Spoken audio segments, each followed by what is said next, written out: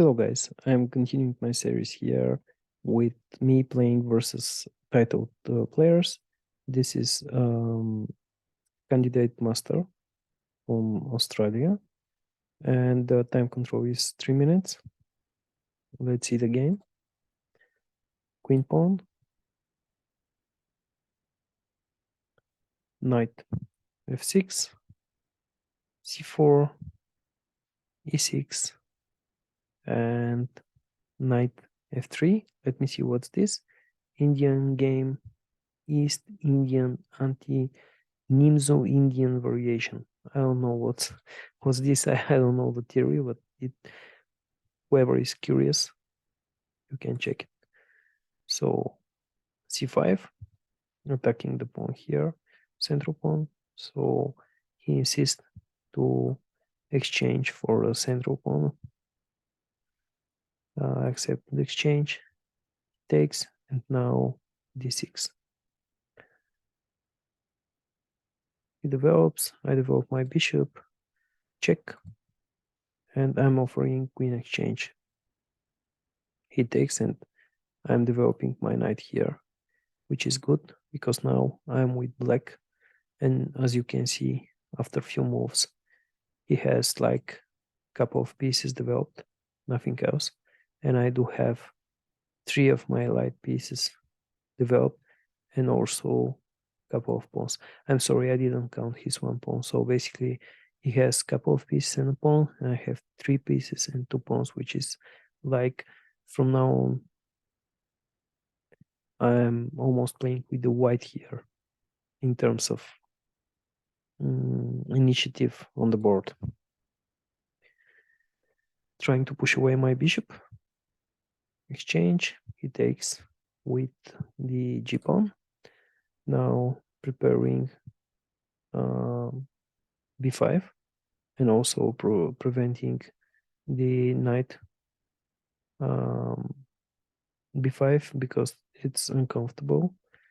From here he can at some point fork my king and my rook. He is also putting pressure on this b5 square. So queen castle. I'm taking advantage of his underdeveloped pieces and putting one more piece into the game, my rook, and maybe I should move it here because this pawn structure here will not be broken soon. Pushing e4. I'm developing the knight, attacking the pawn on the f3. So he defends the pawn. I'm again preparing g5 here.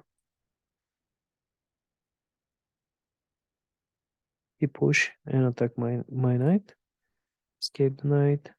He is trying to push away my knight further. So I'm finally playing rook e8. He's defending his pawn. And now I'm threatening this pawn on f4, also creating a good spot, good temporary spot for my knight on g6 if it's threatened, so that I don't need to bring it further back and to block my rook and my bishop to worsen my position. So he threatened me.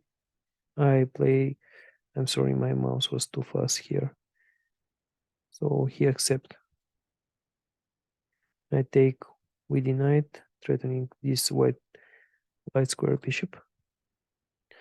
I take, he takes. So trying to break this pawn structure here, to undermine it.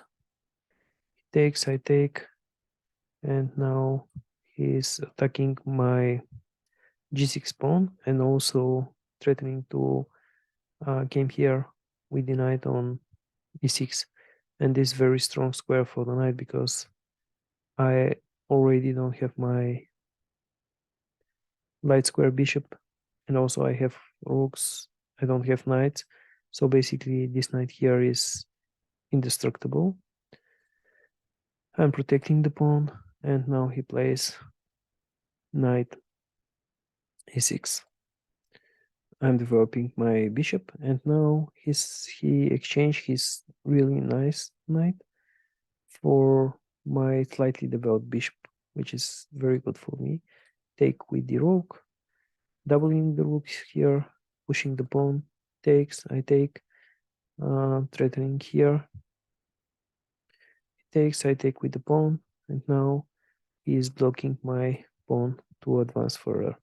So for now, we have really clear endgame. As you can see, only pawns and two rooks.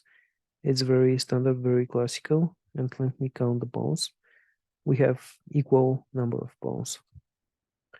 So I'm giving away this pawn here. It's a very strange decision and in a sense bold decision, because I'm not sure if this is a good idea, but let me see. Threatening the pawn on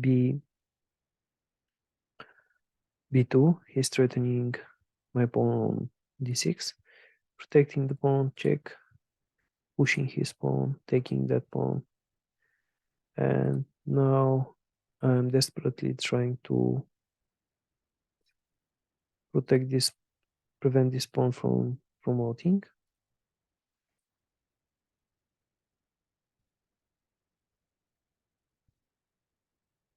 Wasn't well played from his side.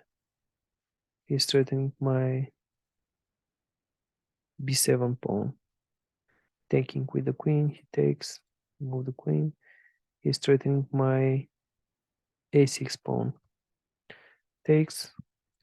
I'm putting pressure here, and also prevent his rook from moving from this line here.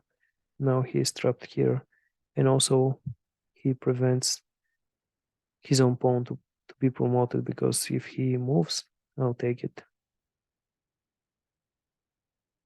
So now he's trying to